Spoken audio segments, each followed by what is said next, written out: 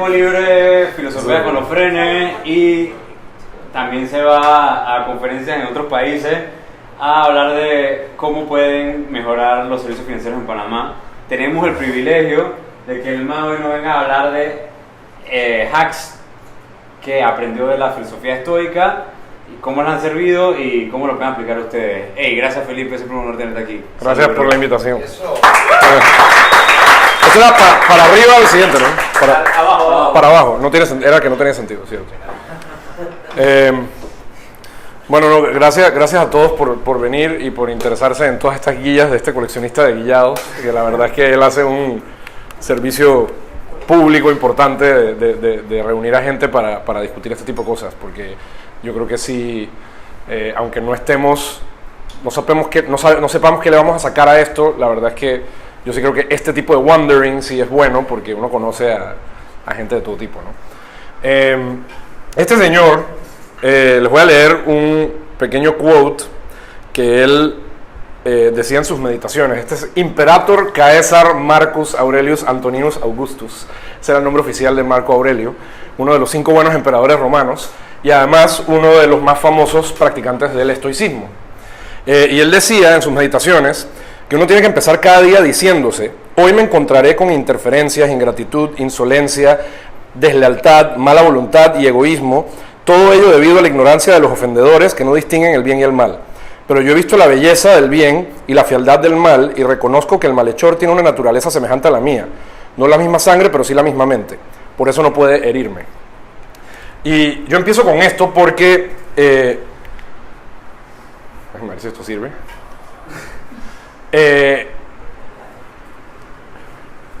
Ese es como un resumen en un pequeño párrafo de qué es el estoicismo y por qué a mí personalmente me ha ayudado muchísimo a sobrellevar en general la vida.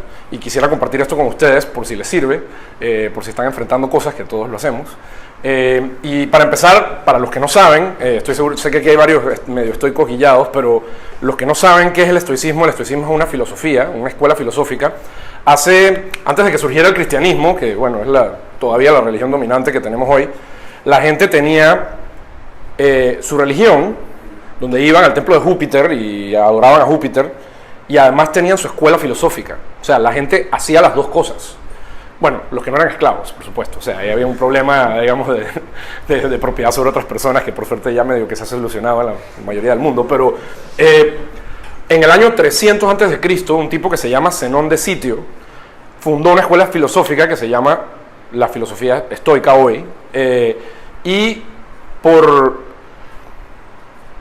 400, 500 años esta filosofía fue una filosofía que llegó a muchísimas personas influyentes del mundo antiguo, incluyendo a Marco Aurelio, que fue el emperador de Roma, que era como decir el líder del mundo en ese momento.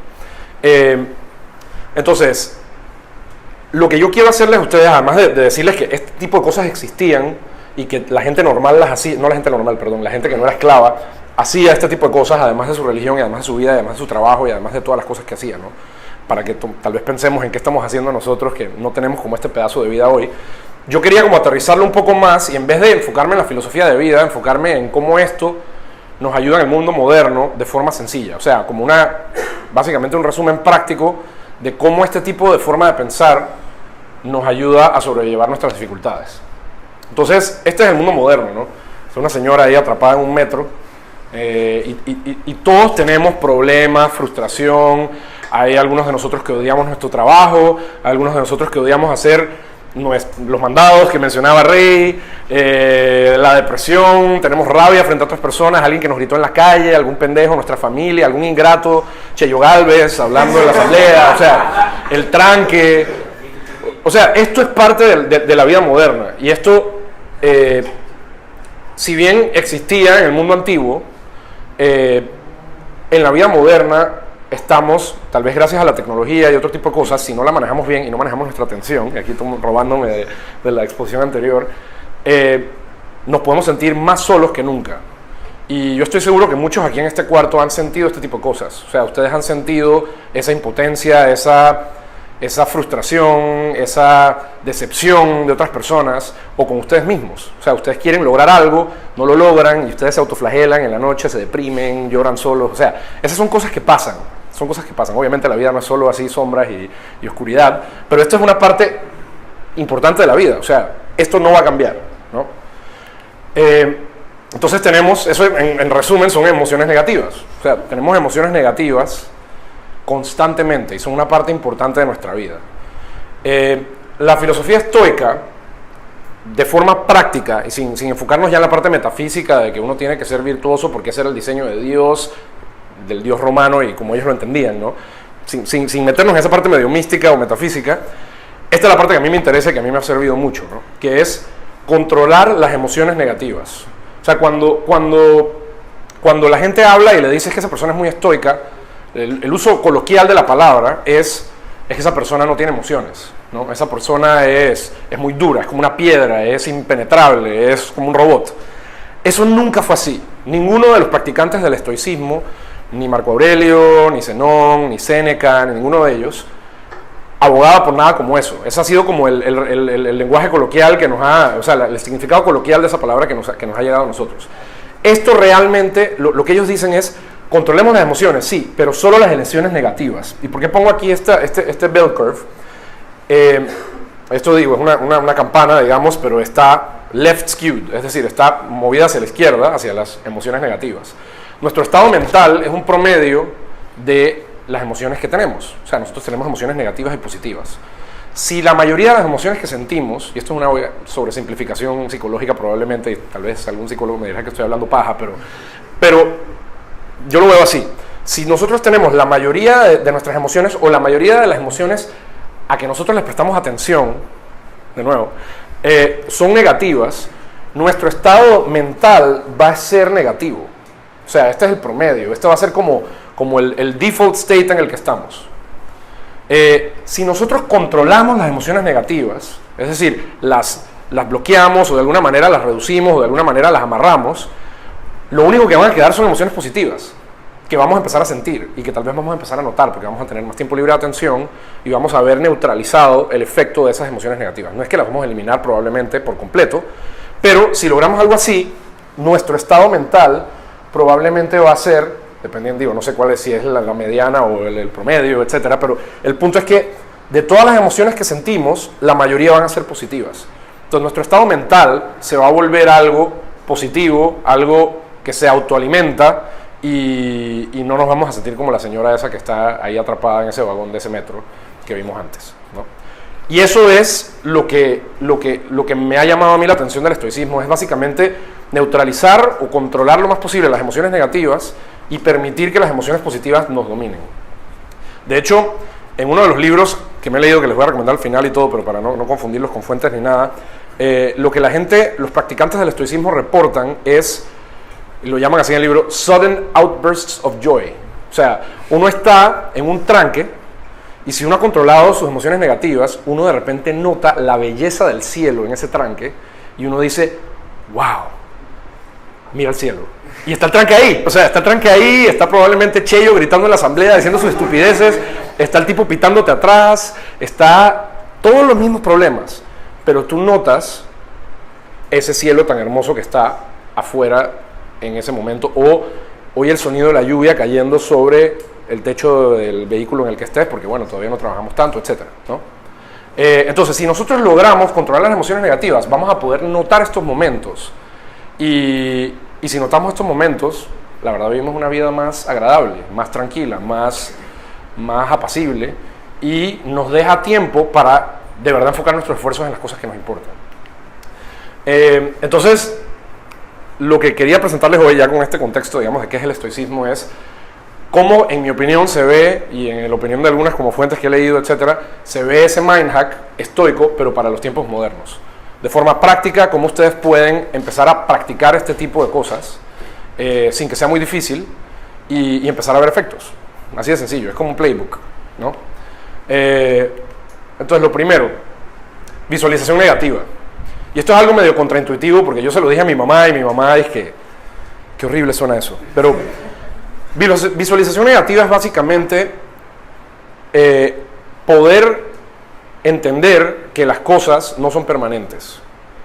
Todo lo que nosotros apreciamos, todo lo que nosotros valoramos, a todas las personas que nosotros queremos, y con todas las personas con quien la pasamos bien, absolutamente todo, incluyendo nuestra propia vida, es pasajero. Entonces, si nosotros, el primer consejo que nos dan los estoicos es: piensa que todo va a acabar. Es decir, visualiza que lo peor que puede pasar te va a pasar. Y por eso es que, bueno, la respuesta de mi mamá fue un poco: ay, qué feo, ¿no? O sea, voy a estar pensando en la muerte todo el día, ¿no? Sí, es cierto, pero no es lo mismo pensar y contemplar la posibilidad de la muerte, o contemplar la posibilidad de la muerte de un ser querido, o contemplar la posibilidad de que esa emoción y eso que estás pasando puede pasar, a angustiarte al respecto. Es simplemente aceptar que eso es una realidad. Entonces, si tú aceptas que eso es una realidad, eso cumple 3 cosas. Primero que todo, puedes tratar de evitar que las cosas malas pasen. O sea, si tú piensas en las cosas malas que te van a pasar, tú puedes pensar en cómo evitarla, porque puedes tener planes, ¿no? Esos planes pueden fallar. Entonces, si fallan esos planes, o son cosas que uno nunca previó, o que uno sí previó pero no pudo controlar, uno por lo menos admitió la posibilidad de que algo malo podía pasar. ¿Ok? Entonces, digamos que no lograste controlar algo, la siguiente línea de defensa es: yo por lo menos sabía que esto era pasajero, las cosas buenas eran pasajeras, y si pasa algo malo, yo ya lo había previsto, entonces no va a ser una sorpresa tan terrible, ¿no? Imagínense una persona que está pensando nuevamente en pajaritos preñados, como decía Rey antes: todo es perfecto, todo es hermoso, le quitan su celular, y nunca había previsto perder su celular, y es la depresión. O sea, no tengo Twitter, no tengo Instagram, ¿cómo es posible? O sea, me suicido, ¿no? Así. En cambio, si nosotros vemos esto como una posibilidad, ya no te suicidas, simplemente: mira, perdí mi celular. O sea, perdí mi celular, no pasa nada, perdí mi celular, es una posibilidad de que se me perdiera el celular, si es algo que tú aprecias. Lo mismo pasa con cosas un poco más trascendentales que un celular, ¿no? O sea, con la persona de tu familia que tú aprecias, esas personas se van a morir. Nosotros mismos nos vamos a morir, a menos que logremos un transhumanismo raro ahí y uploademos nuestra información a internet o algo, pero igual en ese caso tal vez hay un problema en 1 billón de años, y esa computadora donde subimos nuestro cerebro, una raza alienígena viene y la destruye. O sea, hay posibilidades de que todo termine en algún momento, ¿no? Entonces, bueno, una parte importante de la visualización negativa es la muerte. Nuevamente, también esto suena un poco macabro, masoquista, etcétera, pero la muerte es una parte natural de la vida, y si nosotros no la prevemos como posible, nuevamente nos agarra por sorpresa. No es que no vamos a sufrir, probablemente vamos a sufrir, pero al admitirla como posible, probablemente mientras estemos vivos, o mientras las personas a quienes queremos estén vivas, o mientras las situaciones que apreciamos todavía se estén dando, vamos a apreciarlas más. De hecho, un ejemplo que da, no me acuerdo cuál, no sé si era Musonius o Epícteto, ya no me acuerdo cuál, pero es que pone la comparación entre un padre que prevé la muerte de su hija, ¿no? Y un padre que no prevé la muerte de su hija. O sea, el mismo padre, la misma hija, en un caso prevé la muerte de su hija y en el otro caso no. ¿Cómo va a ser el comportamiento de uno o de otro? Si el padre no prevé la muerte de su hija, es decir, yo tengo una hija inmortal, es de Krypton, y si no hay un sol rojo y no hay kriptonita, no le va a pasar absolutamente nada. De repente algo le pasa a la hija, que es una posibilidad, no una certeza, pero una posibilidad, y ese padre va a estar destrozado. Y probablemente se deprima y probablemente no pueda lograr tratar esas cosas. En cambio, además también, otra cosa importante, ese padre probablemente no le va a dedicar tanto tiempo a su hija, porque como la da por sentada, simplemente va a estar en su trabajo, va a irse a tomar cerveza con sus amigos, etcétera, y su hija llega a la casa en la noche y ya está dormida y nunca la vio y nunca convivió con ella. La alternativa es prever la posibilidad de la muerte de esa hija. Ese padre probablemente va a apreciar más a su hija y va a decir: ok, si esta hija mía se puede morir mañana, ya recuerdo, fue Epícteto. O sea, Epícteto dice: cuando tú besas a tu hijo, y esto obviamente se aplica a otro tipo de relaciones personales y a otro tipo de cosas, tienes que prever que ese hijo puede morir mañana.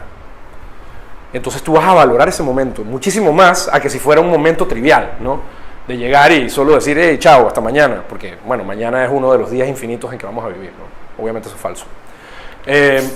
Entonces, en términos un poco más coloquiales, la visualización negativa es when the shit hits the fan, and it always will. O sea, siempre algo va a salir mal, de alguna manera, de una forma no prevista. Siempre nuestra expectativa de la realidad no va a coincidir con la realidad. Y nosotros tenemos que considerar las maneras en que eso va a ocurrir. Porque si no, cuando esto ocurra, que va a ocurrir de alguna forma en la vida de cada uno de forma distinta, nos agarra por sorpresa y nos deprimimos y somos débiles emocionalmente. Entonces, hay varios tipos como de visualización negativa. Una es, que es la que les estoy diciendo, la visualización negativa prospectiva, hacia futuro. Es decir, lo que yo trato de prever que yo me voy a morir. Yo trato de prever que la gente que yo quiero se va a morir, o que algo va a pasar malo, o que el trabajo que amo ya no va a estar porque la compañía le va mal, o porque llega un disruptor y la mata, o lo que sea, ¿no? Esta es como la forma más fácil de verlo y es lo que les he estado explicando. Otra es visualización proyectiva. Visualización proyectiva es salirse uno de su propia, digamos, conciencia y pensar que las cosas que le pasan a uno o que le podrían pasar a uno le están pasando a otras personas. Y aquí tal vez un ejemplo fácil de ver es, estamos en una cena súper importante que tiene Rey, y entonces Rey está muy preocupado de que todo quede perfecto porque está invitando a todos sus amigos y él está muy ansioso de que todos sus amigos la pasen muy bien. Y Rey mete la pata y se le incendia su cocina y se le caen todas las botellas de vino al piso y la cerveza explotó de camino y entonces todo el mundo se quedó con hambre, ¿no? Si uno está en una situación donde uno es un amigo de Rey que vino, ¿qué es lo que uno le diría a Rey? No sé si alguien... Estás ahuevado, no pasó nada, ¿no? Tranquilo, o sea, tranquilo, sí, jaja, riámonos de esto, se quemó tu cocina y bueno, nadie se murió, ok, cool, se regaron las botellas de vino, pero bueno, la semana que viene habrá más vino, habrá... Tranquilo, ¿no? Cuando nosotros tratamos con las cosas con nosotros hacemos un big deal, es un drama, ¿no? Ah, Rey, es que dañé todo, encendí la cocina, rompí todo, ¿no? Pero si uno hace visualización proyectiva, y uno se pone en el lugar de una tercera persona, uno ve que en verdad las cosas no importan tanto, ¿no? Entonces es un segundo tipo de visualización. El tercer tipo es visualización retrospectiva. Es decir, cuando uno está sufriendo, cuando algo, o when the shit hits the fan, y algo sale mal, vemos hacia atrás, y nosotros estamos sufriendo, ¿no? Qué barbaridad, ¿no? Es que, no sé, se murió mi perrita, y mi perrita yo la amaba, porque ha estado conmigo por 15 años, etc. La visualización retrospectiva es, ¿qué prefiero yo? No haber experimentado el tiempo con mi perrita, nunca, y no haberla conocido, o estar sufriendo ahora. Esa es la función de visualización retrospectiva, ¿no? Entonces ahí es, normalmente la conclusión, por lo menos en mi opinión, es, yo prefiero haber tenido la experiencia aunque esté sufriendo hoy. Si es una experiencia positiva, yo prefiero haber tenido la experiencia positiva y estar sufriendo hoy, porque eso quiere decir que tuve una buena experiencia. Es decir, disfruté algo, me sentí bien, me sentí emocionado, tuve una buena emoción, básicamente. Ahora que la perdí, sufro, pero si nosotros lo ponemos en contexto y nos damos cuenta que la opción era no tenerla, tal vez preferimos sufrir hoy y haberla tenido, ¿no? Entonces esto es como bien práctico, pero este es como el primer consejo que los estoicos nos dan, que podemos practicar súper fácil. O sea, ustedes están en un tranque, en un Uber, están haciendo una fila en alguna institución pública, cosa que yo detesto, pero bueno, a veces hay que hacerlo. Están hablando con un jefe necio, y así que habla como los adultos de Charlie Brown, guau, guau, guau, guau, ¿no? En esos momentos uno puede practicar esto, y esto se empieza a volver un hábito. Uno empieza a pensar en estas cosas, y conforme eso se vuelve un hábito, uno está más presente en el momento, y al estar más presente en el momento, uno empieza a notar esos momentos de felicidad que están ahí siempre, o sea, que están ahí en todo momento, pero que a veces los damos por sentados, ¿no? Lo siguiente, la dicotomía del control. Y aquí les voy a leer un pedacito del manual de Epícteto, que es otro de los cracks de este mundo. Epícteto, a diferencia de Marco Aurelio, era un esclavo. Él fue un esclavo liberto, es decir, él fue liberado, no sé si él compró su propia libertad o si lo liberó alguien, pero él terminó fundando también una escuela estoica, y aquí ven como la gran penetración en los distintos como estratos sociales que esto ocurrió siempre que no fuera esclavo, por supuesto. O sea, el emperador romano de un periodo era estoico, y este man que era un esclavo también era estoico y lo veía útil en su propia vida. Entonces su manual, es un libro que se llama el Enquiridión significa manual, él empieza, y es el principio, dice, de todas las cosas en el mundo, unas dependen de nosotros y otras no. Las que dependen de nosotros son la opinión, el querer, el deseo y la aversión, en una palabra, todas nuestras acciones. Las que no dependen de nosotros son el cuerpo, los bienes, la reputación, las dignidades, en una palabra, todas las cosas que no son acción nuestra. ¿Okay? Aquí como una dicotomía. Las cosas que dependen de nosotros son libres por naturaleza. Nada puede detenerlas ni estorbarlas. Las que no dependen de nosotros se ven reducidas a impotencia, esclavizadas, sujetas a 1000 obstáculos, completamente extrañas a nosotros. No olvides pues que si consideras libres las cosas que por su naturaleza están esclavizadas y tienes como propias las que dependen de otro, encontrarás obstáculos a cada paso. Estarás triste, inquieto, dirigirás reproches a los dioses y a los hombres. En cambio, si consideras tuyo lo que te pertenece y extraño a ti lo que pertenece a otro, nadie nunca te obligará a hacer lo que no quieres, ni te impedirá hacer tu voluntad. No recriminarás a nadie, no hará nada falta, ni la cosa más pequeña contra tu voluntad. Nadie te causará daño y no tendrás ningún enemigo, pues no ocurrirá nada que te pueda perjudicar. Ese es el principio del Enquiridión, que les recomiendo que lo lean, por cierto. Y es básicamente la versión antigua de la estrellita de Mario. ¿Ok? Podemos ser invencibles si definimos la invencibilidad de la forma correcta. Es decir, uno es invencible en las cosas que uno controla. En las cosas que uno no controla no tiene sentido hablar de invencibilidad, porque es exactamente lo mismo que cabrearse porque llovió hoy. ¿Ok? A ver si esto sirve. Entonces, esto es como un diagrama, digamos, que me parece que es como bien claro. Si uno tiene un problema, si uno no tiene un problema, no te preocupes, ¿no? Si uno tiene un problema y uno tiene ese problema, ¿puedes hacer algo al respecto? No, tampoco te preocupes. No hay nada que hacer. Si tienes un problema y puedes hacer algo al respecto, ok, hazlo, pero no te preocupes. Al final no te preocupes, básicamente. ¿Ok? Porque lo que uno puede controlar, uno lo controla. Lo que uno no puede controlar, uno no lo puede controlar. Y punto. Así de sencillo. Yo sé que suena como súper obvio, pero es difícil. Es difícil implementar esto en el día a día, ¿no? De hecho, este Venn diagram me gustó. Aquí están las cosas que uno puede controlar. Y aquí es también más relacionado con lo que decía Rey de la atención. Hay cosas que uno puede controlar, pero que no importan. ¿Okay? También uno decide qué es lo que le importa a uno y qué es lo que no. Concentrémonos en las cosas que uno puede controlar y que además importan. ¿Ok? Rey ponía una diapositiva donde salía la cara de Trump. Rantear en redes sociales sobre el político de turno es un deporte nacional. O sea, ahora viene el Mundial y vamos a tener 2 deportes nacionales, el fútbol y rantear sobre política. O sea, así es. ¿De qué sirve eso? ¿Qué estamos haciendo al respecto? O sea, ¿de qué sirve eso para que Cheyo no esté haciendo sus pendejadas en la asamblea? Nada, de nada sirve. ¿Qué puedes controlar tú? Eso es lo que importa.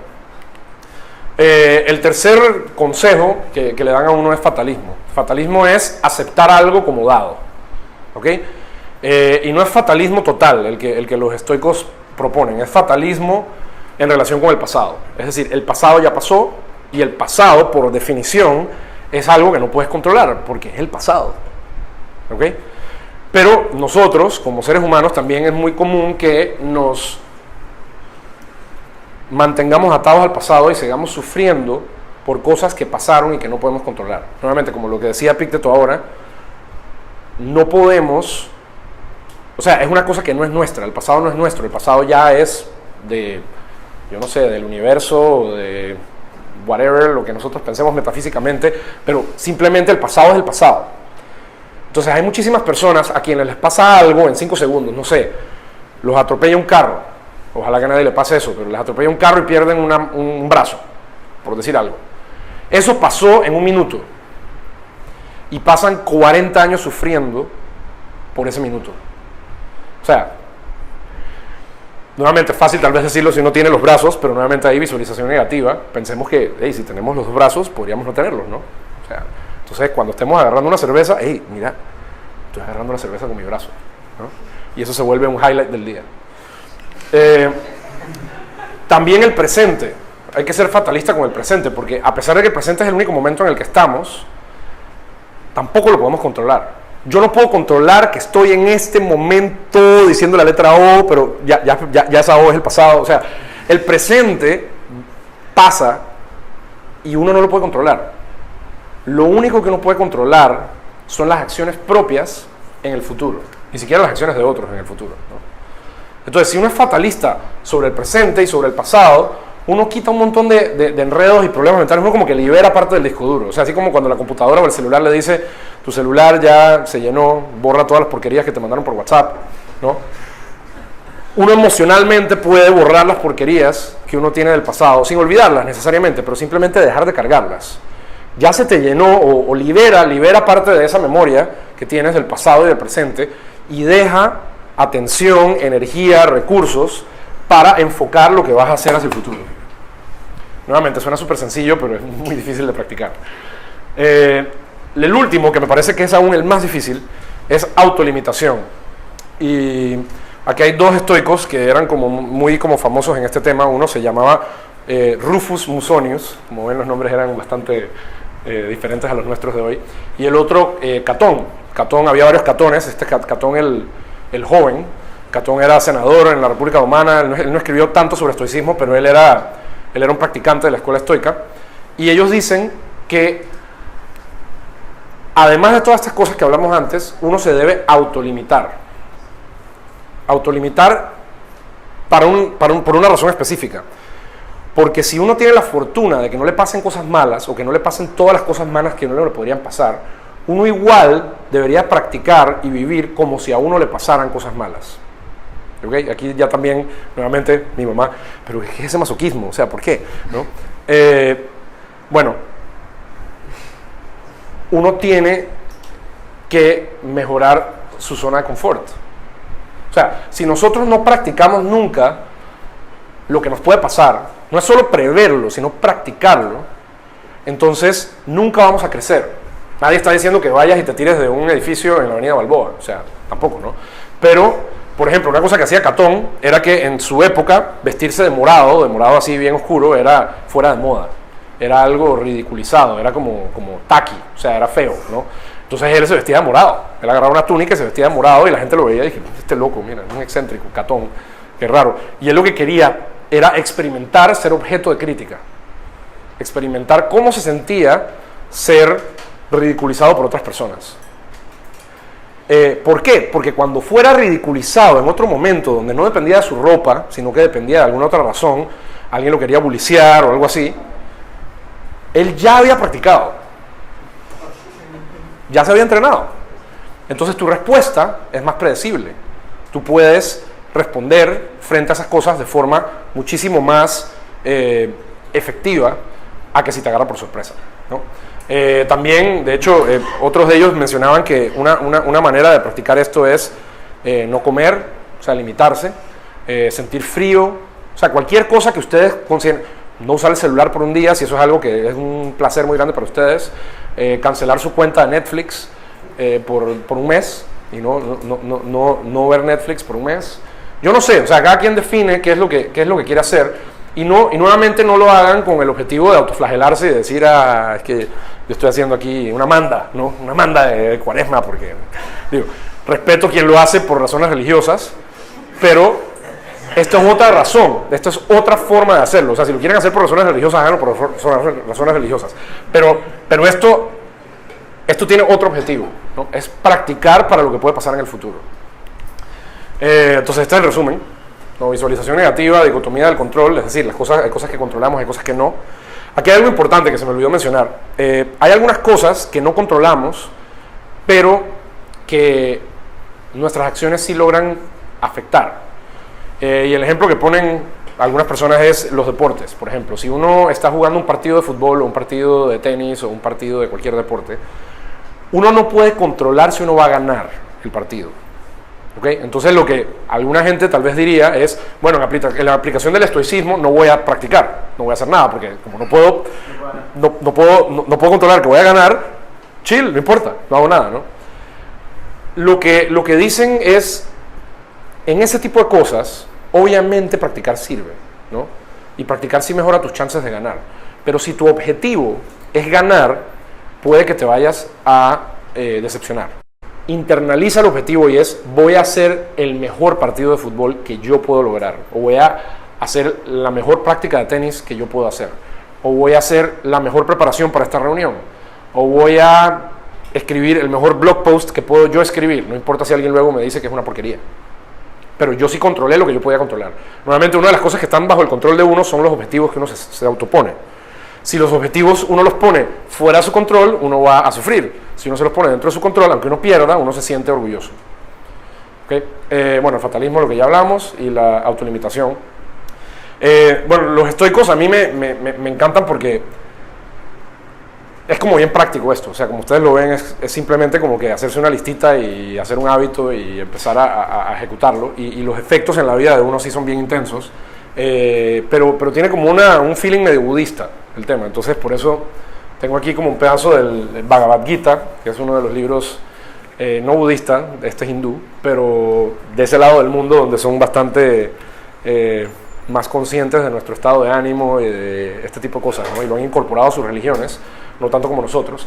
Y esta parte dice que quien ha logrado conquistar su mente tendrá al mejor de los aliados, al mejor de los amigos. Pero quien no ha logrado hacerlo tendrá a su más grande enemigo dentro de su propia cabeza. Y eso obviamente tiene relación también con otro montón de guías que hemos hablado aquí en este lugar, no solo hoy sino antes. Pero piensen en esto, o sea, gran parte del sufrimiento que tenemos nosotros es autoimpuesto. Y la gente ha estado pensando en esto por 2000 años o más. O sea, este Bhagavad Gita es mucho más viejo que todo este montón de estoicos. Así que, bueno, más o menos eso es lo que tenía. Gracias.